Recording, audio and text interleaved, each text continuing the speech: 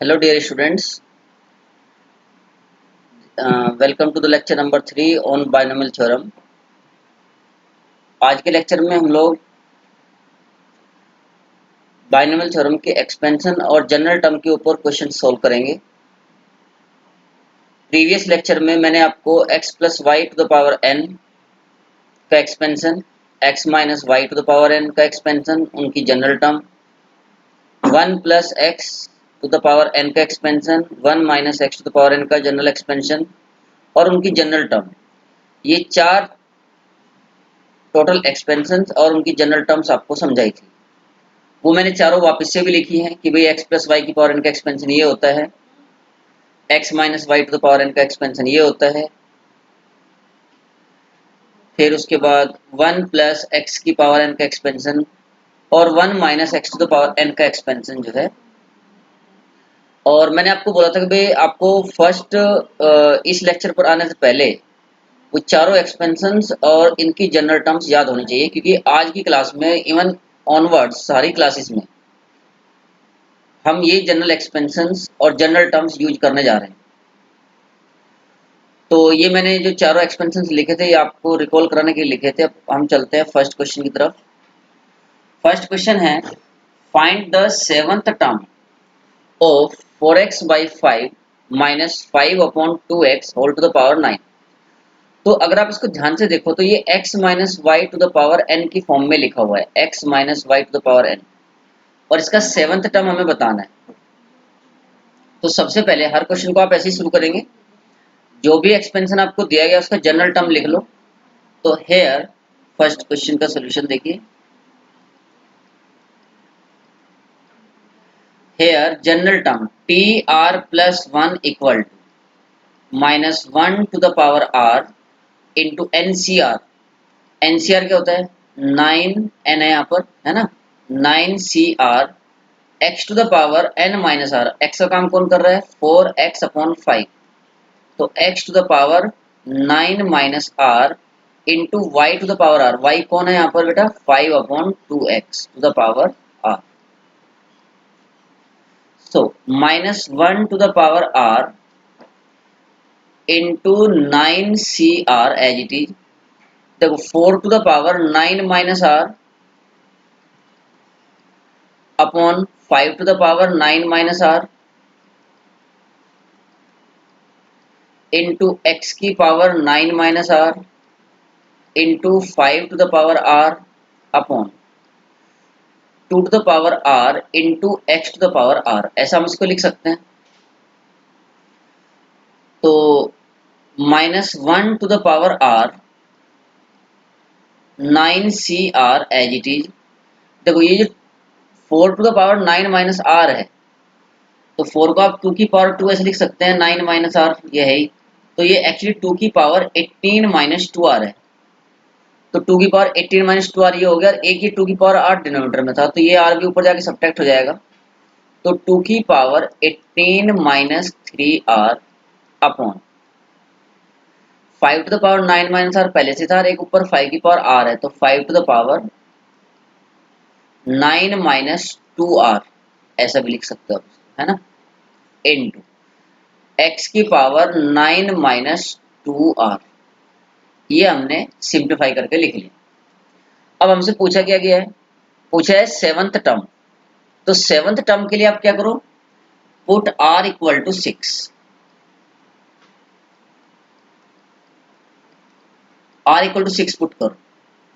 तो T 6 plus 1 equal to minus 1 to the power 6 9 से 6 2 to the power 18 minus R की जगह आपने 6 पुट किया है, तो 18 माइनस 18 हो जाएगा upon 5 to the power 9 minus 12 into x की पावर 9 माइनस 12।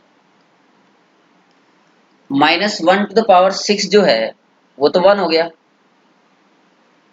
9c6 और 9c3 एक ही बात है, तो इसे आप 9 देखो 9c6 and 9c3 both are equal, और इसकी वैल्यू क्या जाएगी? 9 into 8 into 7 upon 1 into 2 into 3। 3 से ये कैंसिल हो जाएगा 3 टाइम्स, 2 से ये कैंसिल हो जाएगा 4 टाइम्स, तो ये 84 हो जाएगा। ऐसा क्यों हो रहा है? मैंने आपको एनसीआर का फॉर्मूला बताया था कि NCR equal to NC N minus R होता है। तो 84 इंटू 2 की पावर 0, ये 1 हो गया, और डिनोमिनेटर 5 की पावर -3 बचा, तो 5 की पावर 3 हो जाएगा न्यूमरेटर में लाके, 5 की पावर 3 इंटू एक्स की पावर -3। तो x की पावर -3 को हम 1/x³ ऐसा भी लिख सकते हैं। 5 की पावर 3 जो है वो 125 हो गया, 125 इंटू 84 करेंगे तो ये आ जाएगा 10500/x³। तो ये 7th टर्म आ गई इसकी आंसर। उम्मीद है अच्छे समझ में आ गया होगा, कोई दिक्कत वाली बात नहीं है। अब जो नेक्स्ट क्वेश्चन है, find the 28th term of 5x plus 8y whole to the power 30। Second question,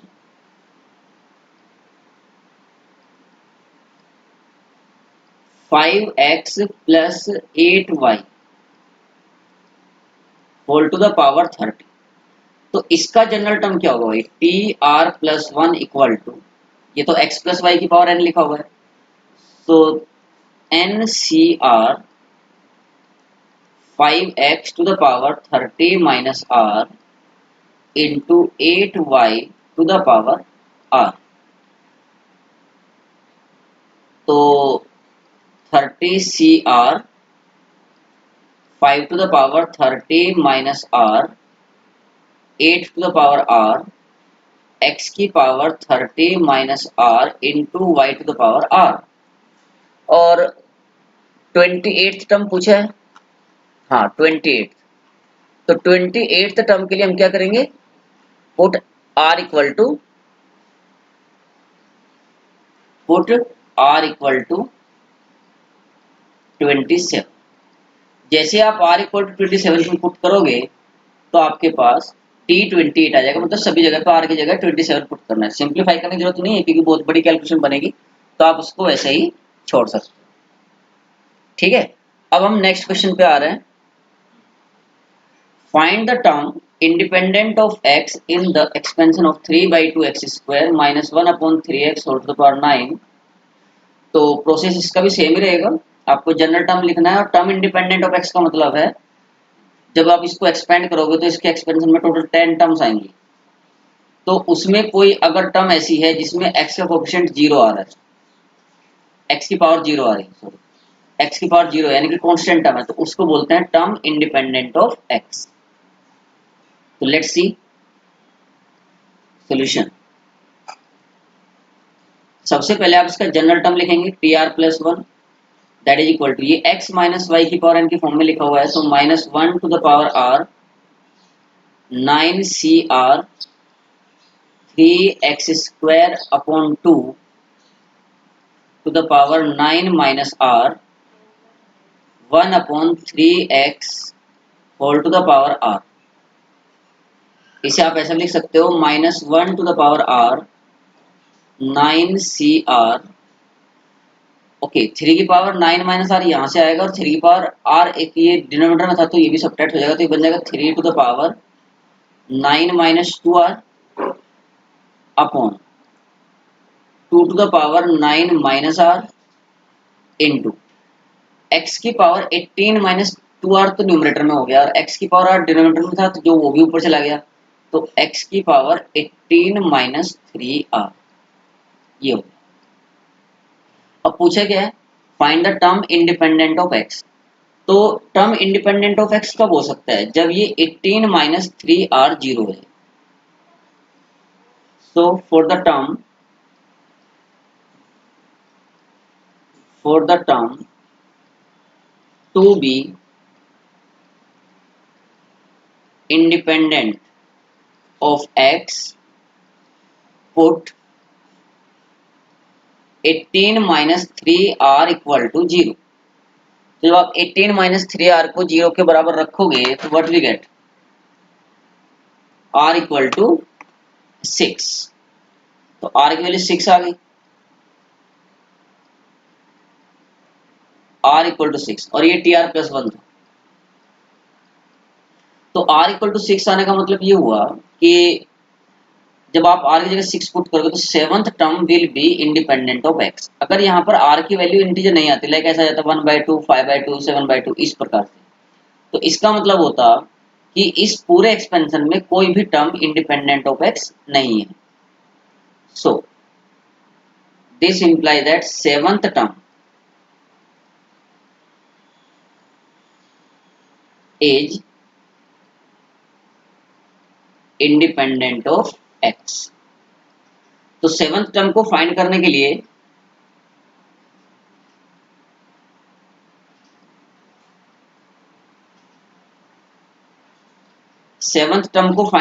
लिए इसमें हम वैल्यू पुट कर देंगे। तो जब वैल्यू पुट करेंगे तो क्या आएगा, r की जगह 6 पुट कर दिया तो t6 plus 1 is equal to -1 to the power 6 into 9c6 3 to the power 9 minus 12 upon 2 to the power 9 minus 6 कि आर की 6 पुट किया, -1 टू द पावर 6 तो 1 हो गया, 9c6 की वैल्यू हमने अभी फाइंड की थी 84 इंटू ये 3 की पावर -3 हो गया और इसे डिनोमिनेटर में जाओ तो 3 की पावर 3 हो जाएगा इंटू 2 की पावर 3। तो 84 को हम क्या लिख सकते हैं, 12 इंटू 7 और डिनोमिनेटर में 3 इंटू 4 अलग करके बाकी 3 स्क्वायर इंटू द 9 इंटू 2 ये बच गया 9 इंटू 2 तो 4 ये 12 कैंसिल होगा 7/80 ये इसका आंसर होगा 7/80। नेक्स्ट जो क्वेश्चन है फिर से देख लेते हैं। ये था x प्लस 1, इसमें भी ये था find the term independent of x in the expansion of x plus 1 upon x की पावर 2/3 माइनस x की power 1/3 plus 1 minus x minus 1 upon x minus 1/2।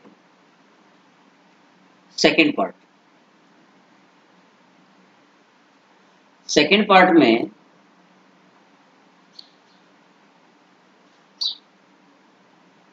Term independent of x बतानी है। एक minute देखना पड़ेगा question. x plus 1 x plus 1 upon x की power 2/3 minus x to the power 1/3 plus 1 minus x minus 1 upon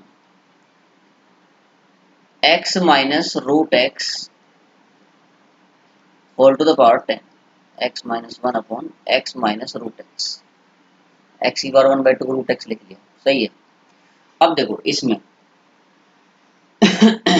जो x plus 1 है, ये question 2 बार आ चुका है भाई जेईई मेन में, बहुत इंपॉर्टेंट क्वेश्चन है।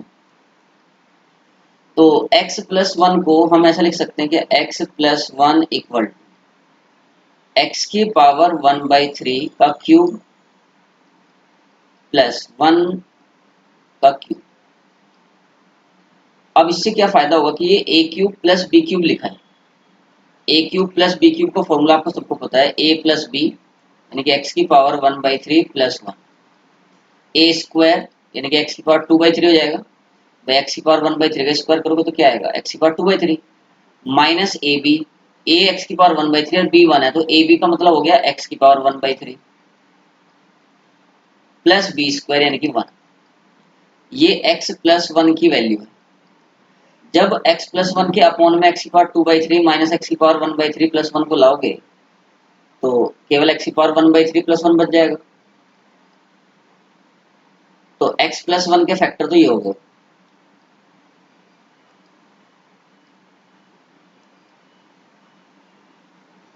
x प्लस 1 के फैक्टर क्या हो गए, x की पावर 1/3 प्लस 1 एक्स की पावर 2/3 माइनस एक्स की पावर 1/3 प्लस 1, ये न्यूमरेटर के फैक्टर हो गए, अपॉन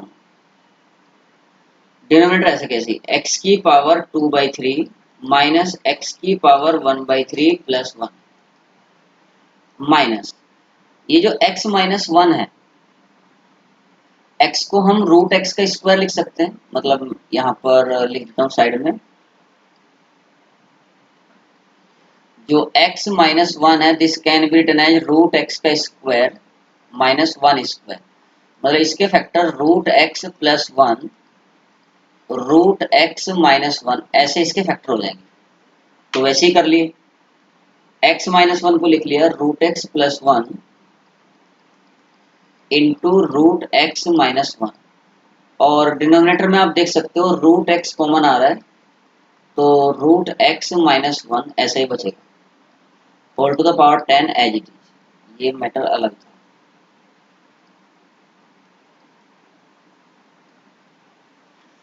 तो जो जो कैंसिल हो रहा है उसको कैंसिल कर देते हैं। देखो एक तो ये टर्म पूरी कैंसिल हो गई, और रूट एक्स माइनस 1 ये कैंसिल हो गया। अब क्या बचा, जो फर्स्ट टर्म है, फर्स्ट टर्म में x की पावर 1/3 प्लस 1 ये बच रहा है, माइनस सेकेंड टर्म में देखो root x plus 1 upon root x, इसे आप 1 प्लस 1 बाई रूट एक्स ऐसा भी लिख सकते हो इंडिविजुअल के बाई करके, और होल टू द पावर 10 जो हमें गिवन था। तो आप देख लो यहाँ पर 1 से 1 कैंसिल हो गया, तो x की पावर 1/3 माइनस एक्स की पावर 1 अपॉन रूट एक्स को x की पावर माइनस 1/2 लिख सकते हैं, होल टू द पावर 10। अब ये x minus y to the power n लिखा हुआ है, x minus y to the power n, तो अब आप इसका जनरल टर्म लिख लो, तो टी आर प्लस 1 क्या होगा, T R plus 1 equal to minus 1 to the power r n C R x, जो कि x की पावर 1/3 है, x की power 10 minus are into y, y जो है वो x की पावर माइनस 1/2 है, whole to the power r। ठीक है,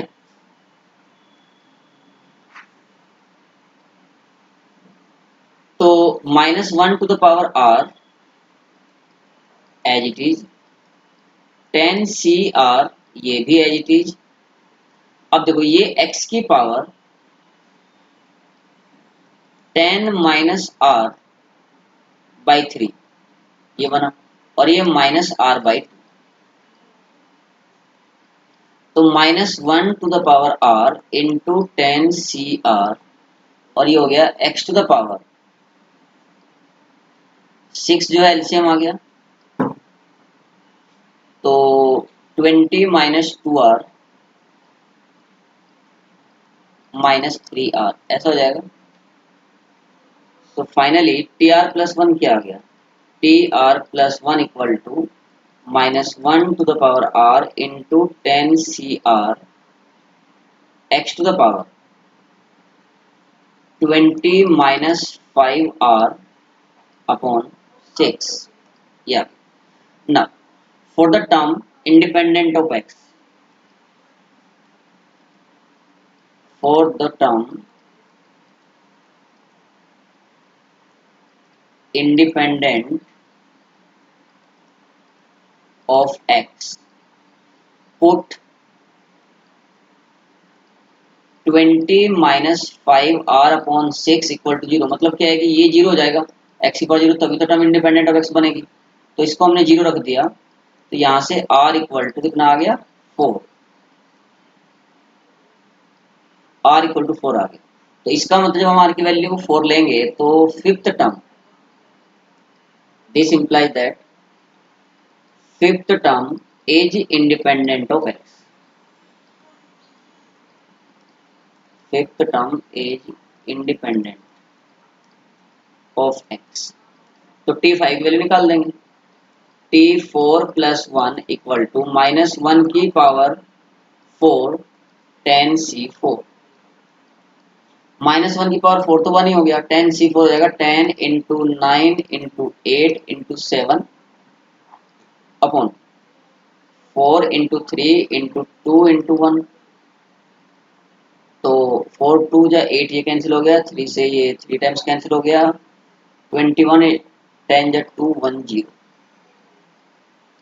तो ये इसकी वैल्यू। उम्मीद आपको अच्छे समझ में आ गया होगा। ठीक है, अब कुछ क्वेश्चंस जो हैं इसके ऊपर आपको दे देते हैं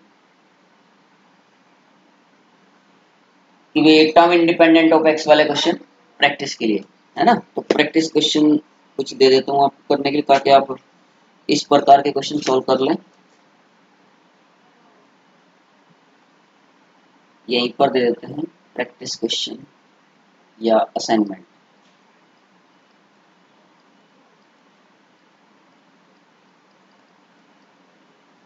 first, find the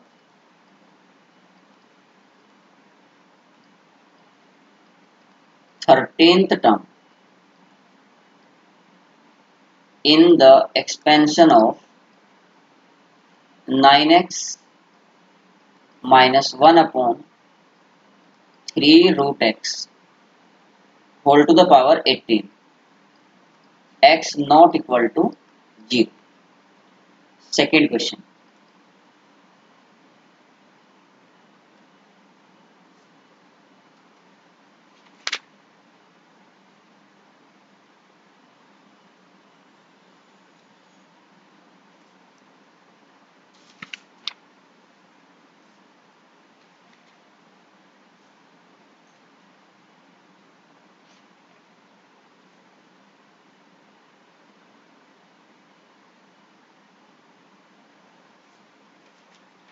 second question जो है वो टर्म इंडिपेंडेंट ऑफ एक्स वाला, हालांकि ये तो कई क्वेश्चन हमने कर लिए, तो एक जैसे ही होते हैं सारे क्वेश्चन, पर एक आध क्वेश्चन कर सकते हैं, प्रैक्टिस चाहिए ना। एक और ले लेते हैं, फाइंड द नाइन्थ टर्म। इसी में फाइंड द, इसका फर्स्ट क्वेश्चन हो गया ये, सेकेंड क्वेश्चन ले लेते हैं, ninth term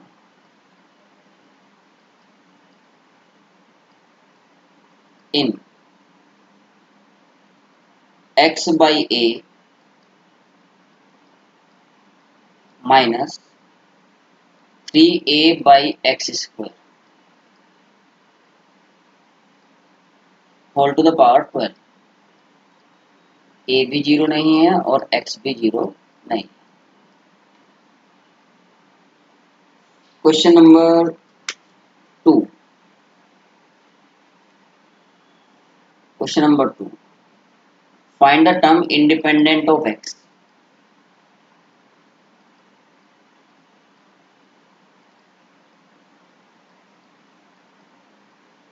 find the term independent of x in the following expansion।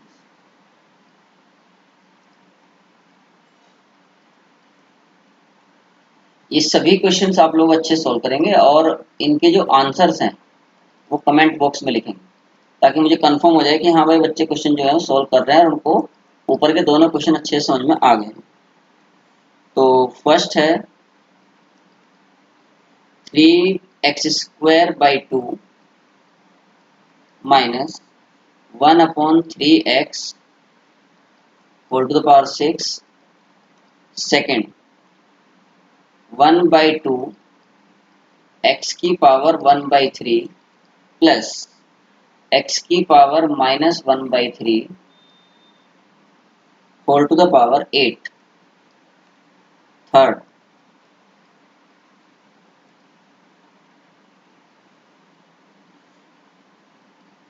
x की power 1 by 3 plus 1 upon 2 into cube root of x whole to the power 18। तो जो क्वेश्चन हम लोगों ने अभी तक किए हैं उनके बेस पे ये क्वेश्चन आपके लिए सफिशिएंट, दो क्वेश्चन है ना। अब हम नेक्स्ट क्वेश्चन पर बढ़ रहे हैं। नेक्स्ट वैरायटी का क्वेश्चन क्या है, find the coefficient of x की पावर 32 एंड x की पावर -17 इन तो अब कोफिशिएंट वाले क्वेश्चन करेंगे, तो 3-4 क्वेश्चन हम कोफिशिएंट वाले करेंगे। उसके बाद जो है आपको ऐसे ही 3-4 क्वेश्चन करने के लिए भी दूंगा मैं, ठीक है। चलो सॉल्यूशन देखते हैं इसका कैसे करेंगे भाई। सॉल्यूशन, हर क्वेश्चन का तरीका एक ही है। सबसे पहले जो भी आपको दिया गया उसका जनरल टर्म आपको लिखना है। तो x की power 4 minus 1 upon x cube whole to the power 15, ये x minus y to the power n की फॉर्म में है।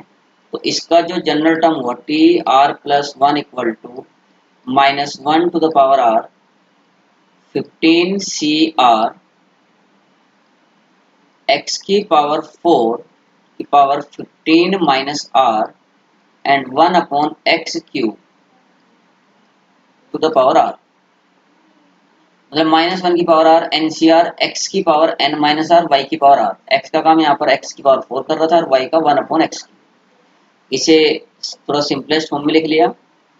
सो minus 1 to the power r into 15 c are x की पावर, देखो 4 की मल्टीप्लाई करेंगे तो 60 माइनस 4r, तो ये हो जाएगा और माइनस 3r हो रहा जाएगा, तो 60 माइनस 7r, इसे आप फर्स्ट मान। अब पूछा क्या गया x की पावर 32 का कोफिशिएंट बताओ। x की पावर 32, इसका मतलब ये वैल्यू 32 होनी चाहिए, तो उसके कोरस्पोंडिंग इसको हम 32 रखेंगे, तो r की वैल्यू क्या आएगी वही चाहिए एक्चुअली। तो पता चल जाएगा कि भाई वो ये टर्म जो है वो होगी जिसमें x की पावर 32 बनेगा, तो हम कोफिशिएंट बता सकते हैं। जब ये जो मैंने शेडेड किया है, जब ये 32 बन जाएगा तो इस पूरे का जो कोफिशिएंट होगा वो ये होगा। तो मतलब हमें r की वैल्यू फाइंड करनी है, ठीक। तो फॉर द कोफिशिएंट ऑफ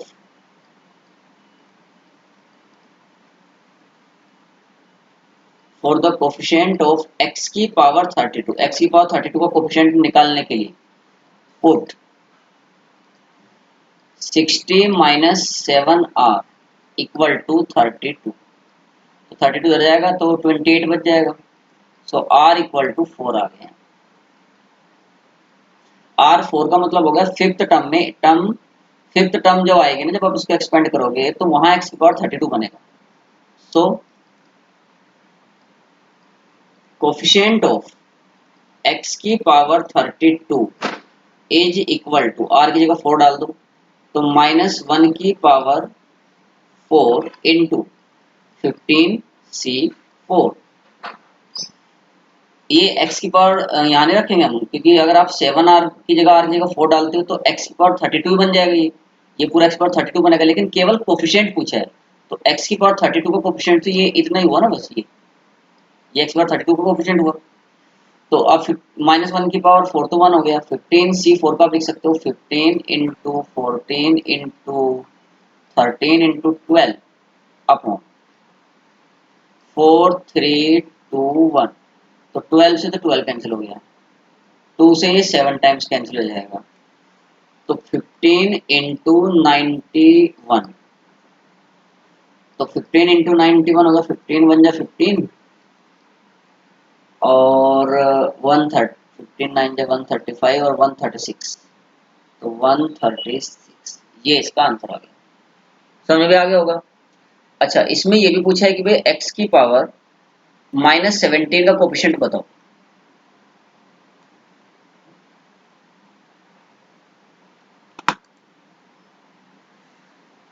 तो for the coefficient of x की power minus 17, for the coefficient of x की power minus 17 put 60 minus 7r equal to minus 17। भाई अल्टीमेटली तो अपने जनरल टर्म जो टी आर प्लस 1 था इसी से लगाना है पता। तो जब x की पावर माइनस 17 का कोफिशिएंट पूछा, मतलब ये जो 60 माइनस 7 आ रही है माइनस 17 होना चाहिए। तो यहाँ से हमने देखा कि r की वैल्यू क्या आ गई 11, r इक्वल टू 11। तो अब r की जगह 11 पुट करेंगे तो क्या बन गया, सो कोफिशिएंट ऑफ x की power minus 17 is equal to, r की जगह 11 पुट किया तो minus 1 to the power 11 into 15 15C11, -1 की पावर 11 तो माइनस ही हो गया। 15C11 और 15C4 एक ही बात होती है, क्यों? क्योंकि NCR इक्वल टू NCN-R होता है। तो -1365 यही आ गया। इसका 1365 था, इसका -1365 आ गया। ठीक है, तो ये कोफिशिएंट वाला क्वेश्चन समझ में आ गया होगा आपको। एक एग्जांपल और लेते हैं इसके ऊपर।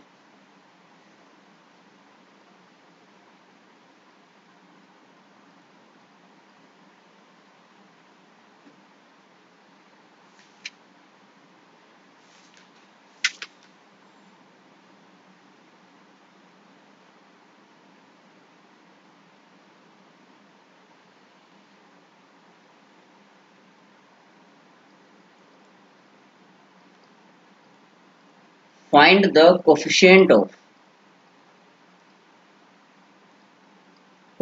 ऑफ, मैंने शॉर्ट में लिख दिया कोफिशिएंट, है ना। कोफिशिएंट ऑफ x की power -1 in 1 + 3x² plus x to the power 4 into 1 + 1/x whole to the power 8। इसमें हमें x की पावर -1 का कोफिशिएंट चाहिए। तो देखो भाई,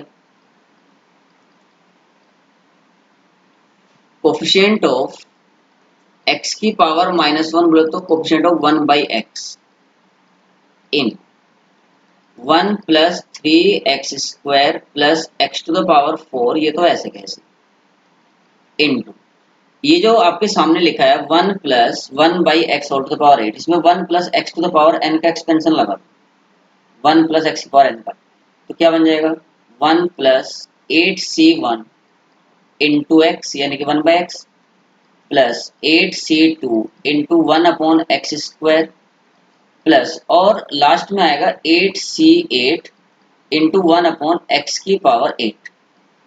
ठीक, तो coefficient of x 1/x in this equal, अब देखो आंसर लिखने जा रहे हैं, बहुत ध्यान से समझना इसको। ये वाला जो 1 है, इस 1 की मल्टीप्लाई जब यहाँ पर आएगी तो 1/x मिलेगा, तो उसका कोफिशिएंट क्या हुआ 8c1। अब इस 1 की मल्टीप्लाई और कहीं भी कर लो तो आपको 1/x नहीं मिलेगा।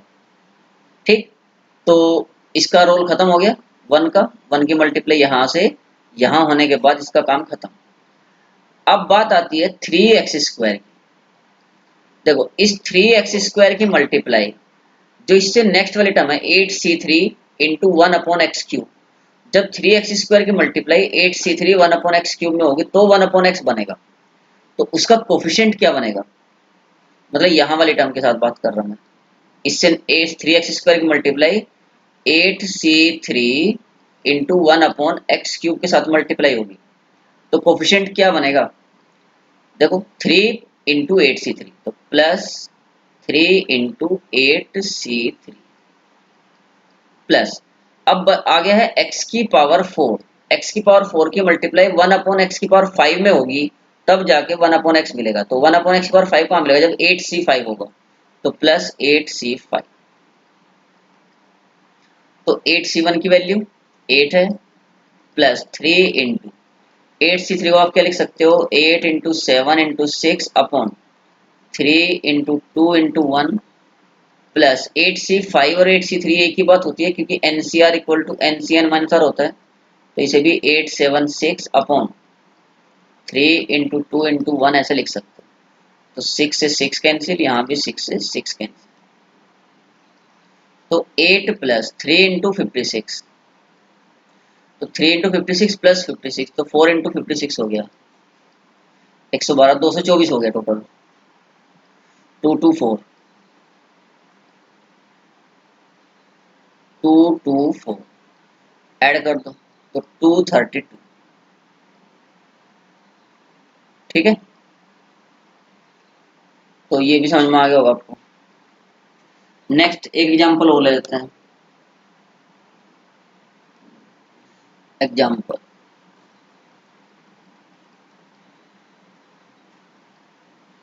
Find the coefficient of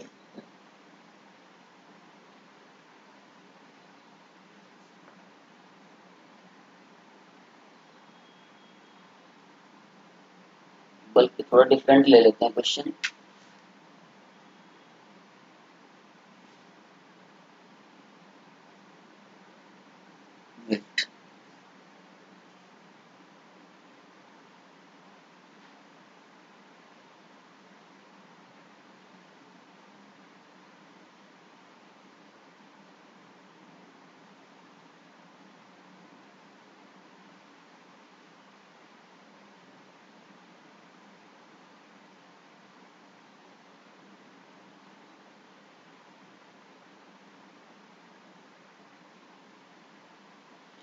next question है, ये 2011 में पूछा गया था। Find the coefficient of x to the power 7 in 1 minus x minus x square plus x cube whole to the power 6। हाँ, तो अब इसमें देख के इसको बच्चों को क्या लगता है कि ये तो मल्टीनोमियल थ्योरम का क्वेश्चन होगा, या इसको कैसे एक्सपेंड करेंगे 6 तक। तो बहुत आसान है, और थोड़ा सा दिमाग लगा के थोड़ा सा बस कॉमन सेंस यूज करो। देखो इसे आप ऐसे लिख सकते हो, कोफिशिएंट ऑफ x की पावर 7 इन, पहले दो टर्म में 1 कॉमन तो 1 माइनस एक्स, फिर -1 को माइनस एक्स स्क्वायर कॉमन तो ये भी 1 minus x whole to the power 6। मतलब कोफिशिएंट ऑफ x की पावर 7 इन, ये 1 माइनस एक्स कॉमन आ जाएगा तो ये बन जाएगा overall 1 minus x to the power 6 into 1 minus x square whole to the power 6। हो गया आसान।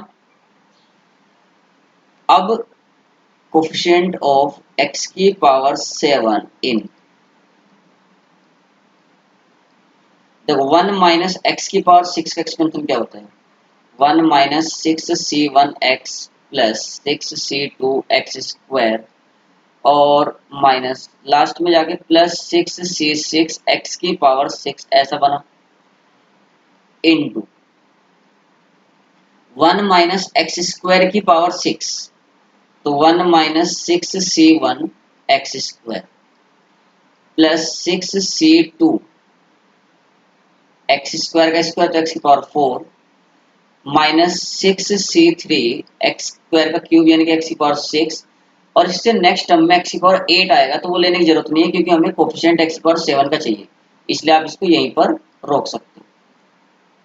अब जैसे हमने प्रीवियस क्वेश्चन में किया था, आपको इसमें करना क्या है, आप ये देखो कि एक्स की पावर 7 कहाँ कहाँ पर मिलेगा। तो एक्स की पावर 7 कहाँ मिला, देखो जब इस 1 की मल्टीप्लाई तो आप कहीं भी कर लो, एक्स की पावर 7 बन ही नहीं रहा था दूसरे ब्रैकेट में, तो 6c1 ये माइनस 6c1 है, इसकी मल्टीप्लाई जब यहाँ होगी, देखो क्योंकि ये एक्स पावर 1 है और ये एक्स पावर 6 है तो एक्स पावर 7 बनेगा, तो कोफिशिएंट क्या हुआ 6c1 इंटू 6c3, तो ये हो गया। अब एक्स स्क्वायर वाला जो है उसकी तो मल्टीप्लाई 5 में होनी चाहिए, जबकि यहाँ तो दूसरे ब्रैकेट में सारे पावर ही 1 है तो इसके साथ कोई नहीं आएगा। अब यहाँ पर माइनस का 6c3 है, ये यहाँ पर माइनस 6c3 एक्स क्यूब है, तो एक्स क्यूब की मल्टीप्लाई एक्स की पावर 4 के साथ होगी तब जाके एक्स की पावर 7 मिलेगा, तो एक्स की पावर 4 ये रहा, देखो यहाँ पर, तो ये आ गया माइनस 6c3 इंटू 6c2, फिर एक्स की पावर 4 का कुछ नहीं होना, फिर एक्स की पावर 5 आएगा, एक्स की पावर 5 आएगा तो क्या बनेगा, एक्स की पावर 5 माइनस में आएगा और ये एक्स स्क्वायर के साथ मल्टीप्लाई होगा इसके साथ में, तो माइनस माइनस प्लस हो जाएगा, 6c1 इंटू सॉरी 6c1 है, 6c1 इंटू 6c5। अगर किसी बच्चे को थोड़ा भी कंफ्यूजन है तो ये पूरा एक्सपेंशन लिख लेना पहले ब्रैकेट का, तो फिर आपको दिख जाएगा इजीली कि भी कहाँ कहाँ मल्टीप्लाई होकर हमें ये कोफिशिएंट मिल रहा है। 6c1 जो है वो 6 होता है, 6c3 ये हो गया 20 माइनस 20 इंटू 6 C2 15 होता है प्लस 6 C1 6 और 6 C5 भी 6, तो ये होगा 36। तो 120 प्लस 36 इज 156 माइनस 300, तो माइनस कितना बच गया 144, ये इसका आंसर। और ये क्वेश्चन आपका 2011 में पूछा गया था, 2011। और लेते हैं, एक्चुअली बेटा क्वेश्चन जो है ना कोफिशिएंट वाले ही ज्यादा पूछे जाते हैं, इसलिए हम इसके ऊपर ज्यादा प्रैक्टिस करेंगे। एक और एग्जांपल लेते हैं, इफ द कोफिशिएंट्स ऑफ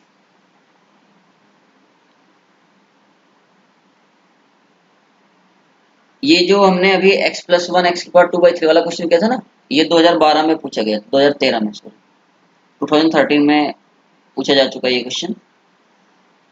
और नेक्स्ट क्वेश्चन है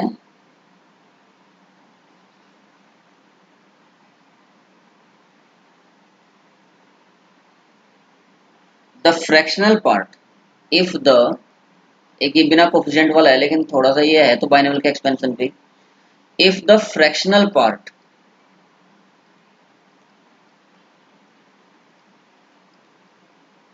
if the fractional part of the number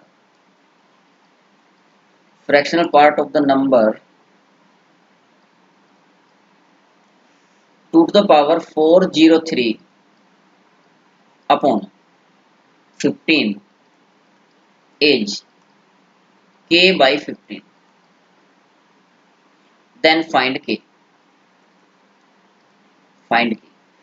This question has been asked in 2019 में पूछा गया ये जेईई मेन में। देखिए फ्रैक्शनल पार्ट के बारे में उम्मीद है सबको आइडिया होगा। रियल कोई भी रियल नंबर के दो पार्ट होते हैं, x इज इक्वल टू, एक होता है इसका ग्रेटेस्ट इंटीजर पार्ट और एक होता है फ्रैक्शनल पार्ट। फ्रैक्शनल पार्ट जो होता है वो हमेशा 0 से 1 के बीच में होता है। 0 हो सकता है इंटीजर के केस में, लेकिन 1 कभी नहीं होता। ना देखो 2 की पावर 403, इसे आप लिख सकते हो 2 की पावर 3 इंटू 2 की पावर 400,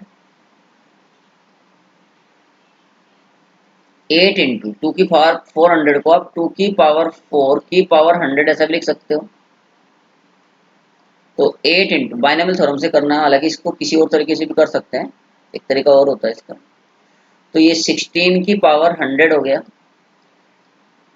16 मैंने इसलिए बनाया क्योंकि मुझे 15 से डिवाइड करना है। तो 2 की पावर 403 इक्वल टू 8 इंटू, ये 16 को मैंने 1 प्लस 15 की पावर 100 ऐसे लिख लिया। तो 8 जब आप इसको एक्सपेंड करोगे तो ये आएगा 1 plus 100C1 into 15 plus 100C2 into 15 square और लास्ट में 15 की पावर 100 ऐसा बन जाएगा। तो 2 की पावर 403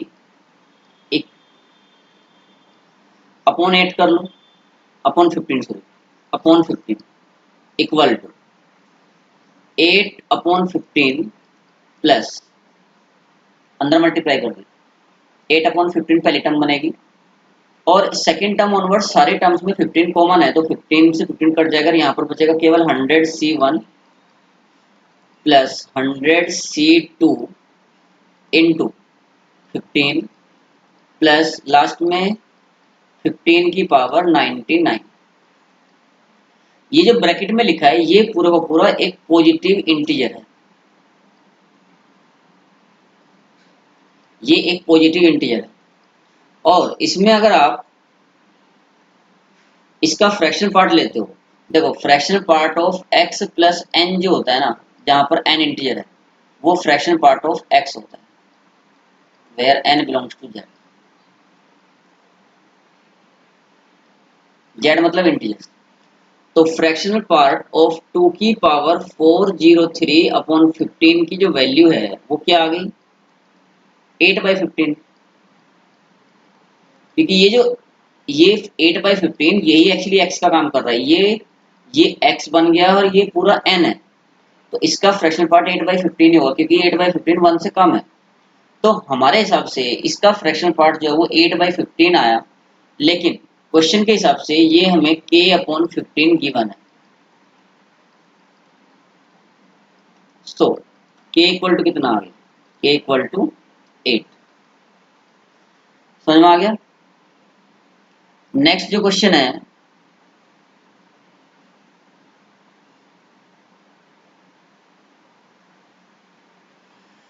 नेक्स्ट क्वेश्चन ले लेते हैं।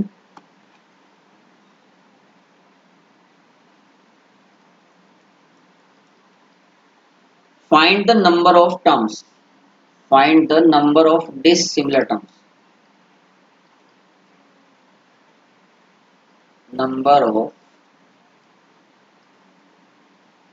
Dissimilar terms in 1 minus 3x plus 3x square minus x cube whole to the power 20। इसमें नंबर ऑफ डिस्टिंक्ट टर्म्स पूछी। तो इसमें बच्चे ना एक बार देख से थोड़ा सा कंफ्यूज होते हैं, लेकिन ये देखो कितना आसान है, इसको तो देख के पहचानो कि ये किसी का फॉर्मूला है कि तुम लोग देखो या कुछ जान पहचान से का फॉर्मूला बन रहा है कि नहीं। आया समझ में, आ गया हो गया। देखो ये 1 माइनस एक्स का होल क्यूब है और पावर में 20 लिखा हुआ है, तो यानी कि 1 माइनस एक्स की होल पावर 60 हो गया। तो नंबर ऑफ टर्म्स कितने हुए, आसान था कि नहीं। Number of terms is equal to 61। ठीक है, आपको 2 दिन से बता रहा हूँ ये बात को कि भाई अगर x प्लस वाई की पावर n में n एक नेचुरल नंबर है तो उसके एक्सपेंशन में n+1 टर्म्स आती है। Next example,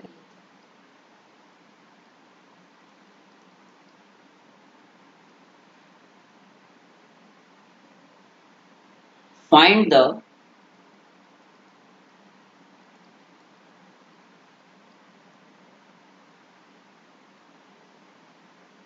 number of rational terms,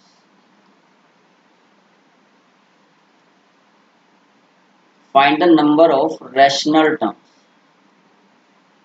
rational terms भी बोल देते हैं, कई बार ऐसे बोलते हैं टर्म्स फ्री फ्रॉम रेडिकल्स, और लिख देता हूँ, और कई बार ये सिंबल ये लैंग्वेज ऐसी भी आती है, और terms free from radicals in the expansion of, in the expansion of।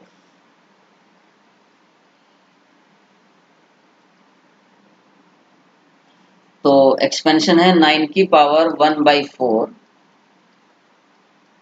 Plus 8 की power 1/6 whole to the power 1000।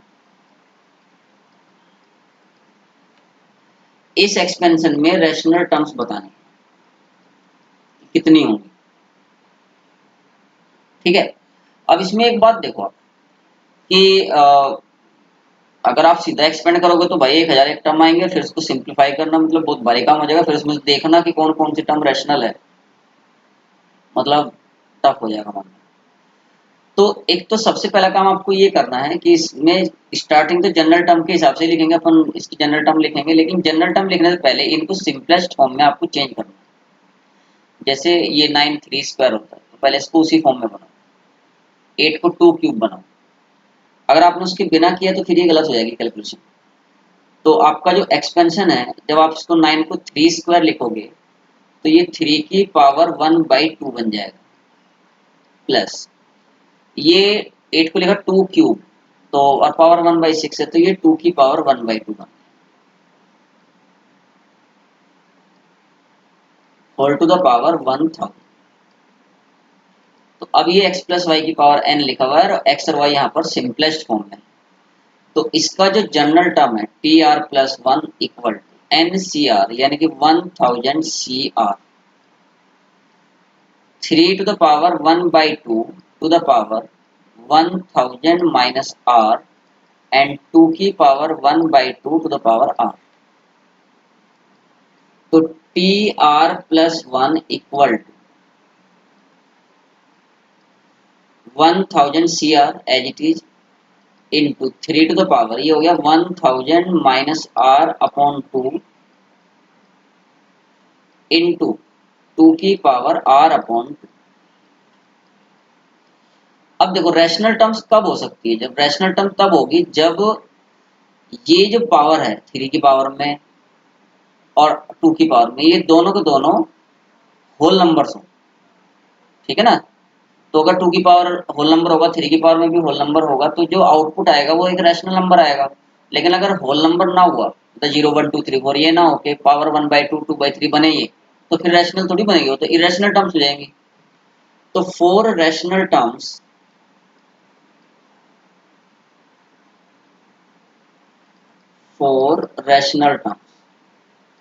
जो पावर्स है वो होल नंबर होना चाहिए। तो r बाई टू एक होल नंबर होना चाहिए। तो r बाई टू को होल नंबर होने के लिए r कैन बी 0 2 4 6 और लास्ट में 1000, क्योंकि r अपॉन 2 है तो r की वैल्यू तो 1000 से ज्यादा तो जा नहीं सकती, क्योंकि n जो है वो 1000 है। तो r बाई टू में r can not exceed 1000 and r को 2 से डिवाइड होने के लिए r should be an even number. So r की वैल्यू ये हो सकती है। देयर आर टोटल 500 वैल्यूज, जिसके लिए r बाई टू एक रैशनल नंबर बन जाएगा, एक होल नंबर बन जाएगा एक्चुअली। तो 2 की पावर r बाई टू एक रैशनल नंबर बन जाएगा। लेकिन हमें r की वो वैल्यू चाहिए जिसके लिए 3 की पावर वाला भी होल नंबर बने और 2 की पावर वाला भी होल नंबर बने। तो यहाँ पर हमने देखा कि ये 1000 माइनस r अपॉन 2 है, तो और r की वैल्यू ये हो सकती है। तो जब आप 1000 में से एक इवन नंबर सब्ट्रैक्ट करोगे तो even minus even even he बचेगा, तो अपॉन 2 कैंसिल होगा ही होगा, है ना। तो हम ये देखते हैं कि जिन वैल्यूज के लिए r बाई टू, आर की जिन वैल्यूज के लिए r by two whole number बन रहा है, r की उन्हीं वैल्यूज के लिए 1000 माइनस r अपॉन टू भी होल नंबर बन रहा है। इसका मतलब ये सभी वो वैल्यूज हैं जिसके लिए ये होल नंबर बनेगा। तो r की टोटल 500 वैल्यूज हैं, 501 0 से 1000 तक हैं, ये 2 4 6 even number. So there are total 501 rational value, 501 rational value. ऐसा ही ये क्वेश्चन और लेते हैं भाई, ये बढ़िया क्वेश्चन है, इसलिए एक क्वेश्चन और ले सकते हैं। देखो, find the sum of all rational terms, find the sum of all rational terms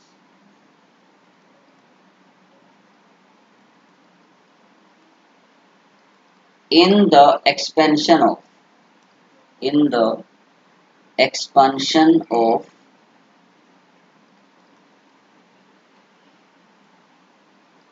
in the expansion of 9 की पावर नहीं 3 की power 1 by 5, 3 to the power 1 by 5 plus 2 की पावर 1 by 3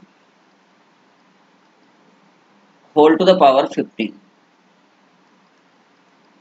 तो इस क्वेश्चन में हमें केवल ये नहीं बताना कि रैशनल टर्म्स कितनी होंगी, जो होंगी उनकी वैल्यू भी बतानी है और उनको ऐड करके बताना है, ठीक है। तो थोड़ा सा आगे का है क्वेश्चन।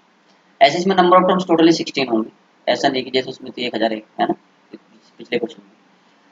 तो देखो भाई सोल्यूशन कैसे करेंगे इसका, प्रोसेस तो सेम ही है। जो आपको टर्म्स दे रखी है वो पहले से ही सिंपलेस्ट फॉर्म में है, तो सीधा जनरल टर्म लिख लिया t are plus one equal to 15 c r 3 to the power 1 by 5 to the power 15 minus r 2 की power 1 by 3 to the power r। तो 15 c r into 3 to the power 15 minus r upon 5 into 2 की power r/3 4 rational terms. और r की जो values हैं वो 0 1 2 3 up to 15 तक जा सकती है मैक्सिमम। तो 4 रैशनल टर्म्स,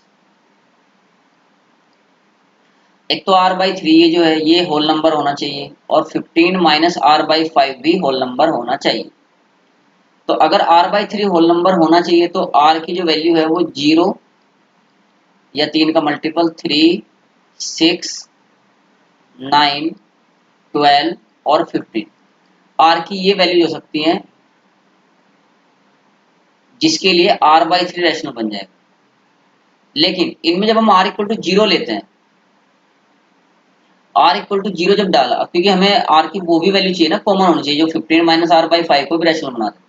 तो r इक्वल टू 3 लिया, सॉरी r इक्वल टू 0 लिया, तो जब r इक्वल टू 0 लेंगे तो ये बन जाएगा 15 माइनस 0/5 यानी कि ये भी होल नंबर बन गया, तो 0 जोड़ के।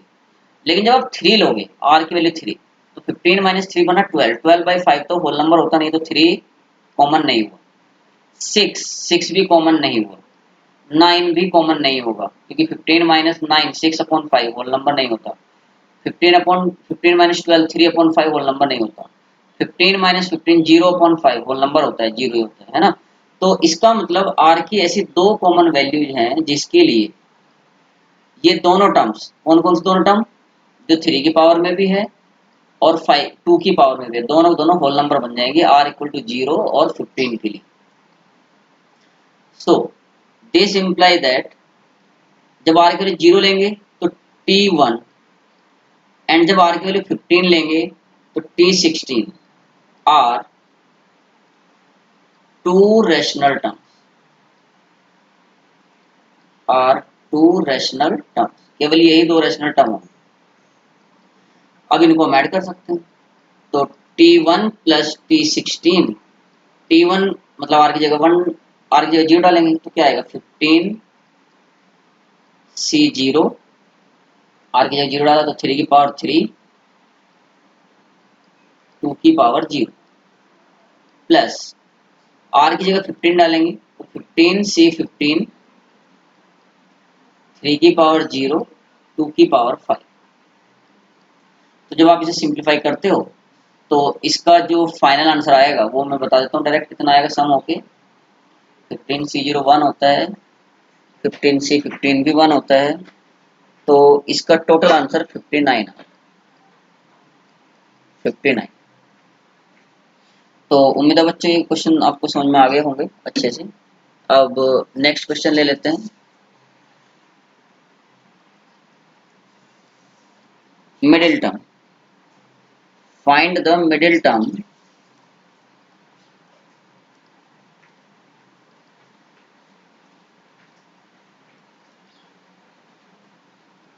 ऑफ, दो क्वेश्चन है इसमें। First 1 minus x square upon 2 whole to the power 14 और सेकंड है 3a minus a cube upon 6 whole to the power 9। तो बच्चों मैंने आपको जो है ये बताया था कि भाई अगर नंबर ऑफ जो एक्सपेंशन होता है x माइनस वाई की पावर n, इसमें अगर n इवन है तो उसमें नंबर ऑफ टर्म्स जो है वो ओड होंगी, और अगर n ओड है तो नंबर ऑफ टर्म्स इवन होंगी। तो पहले क्वेश्चन में इसका जो फर्स्ट पार्ट में नंबर ऑफ टर्म्स कितनी होंगी, number of terms that will be 15। तो 15 टर्म्स होंगे तो इसका मतलब एक ही मिडिल टर्म होगी। So this imply that middle term कौन सी होगी, middle term equal to 14/2 plus 1th term,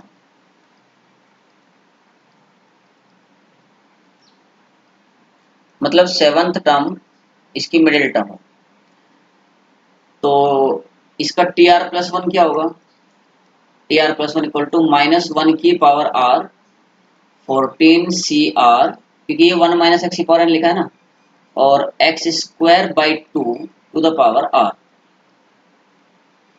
so minus, अब r की जगह सेवन टर्म चाहिए तो put r equal to 6। So t6 plus 1 equal to minus 1 to the power 6, 14c6 x square upon 2 to the power 6। Minus 1 की power 6 जो है वो तो 1 हो गया। अब इसे आप सिंप्लीफाई करोगे तो आपका आंसर ही आ जाएगा मिडिल टर्म का।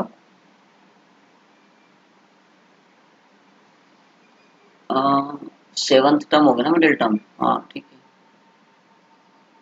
तो आप इसे सिंप्लीफाई कर सकते हो, 14c6 ऐसे ही छोड़ दो, ये वैल्यू निकाल लेना, x की पावर 12 अपॉन 2 की पावर 6 ऐसा। सेकेंड क्वेश्चन में जो है नंबर ऑफ टर्म्स 10 होंगी, इसका मतलब 2 मिडिल टर्म होंगी। तो वो 2 मिडिल टर्म कौन कौन सी होंगी?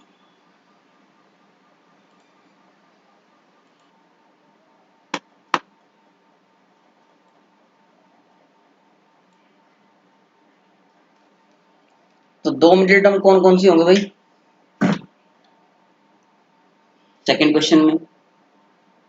नंबर ऑफ टर्म्स तो टोटल होगी 10, so there are 2 middle terms.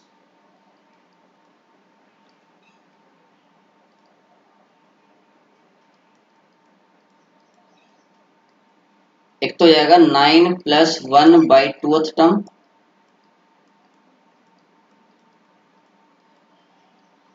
And 9 plus 3 by 2th।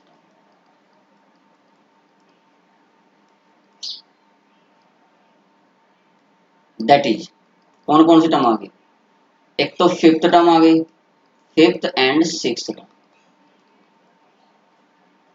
अब ये जो वैल्यूज है फिफ्थ और सिक्स टर्म की, ये तो आप इजीली फाइंड कर ही दोगे, इसमें तो कुछ डाउट है ही नहीं। तो T5 and T6, now find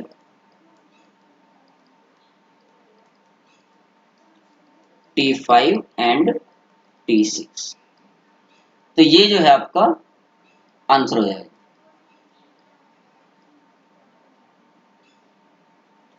तो बच्चों आज की क्लास में हम लोग बस यहीं तक करते हैं। नेक्स्ट क्लास में मैं आप लोगों को डेमोइयर्स थ्योरम की कुछ और एप्लीकेशन सिखाऊंगा, जिसमें रिमाइंडर फाइंड करना, दो बहुत अच्छी अच्छी टेक्निक आपको बताऊंगा कि रिमाइंडर कैसे फाइंड करते हैं।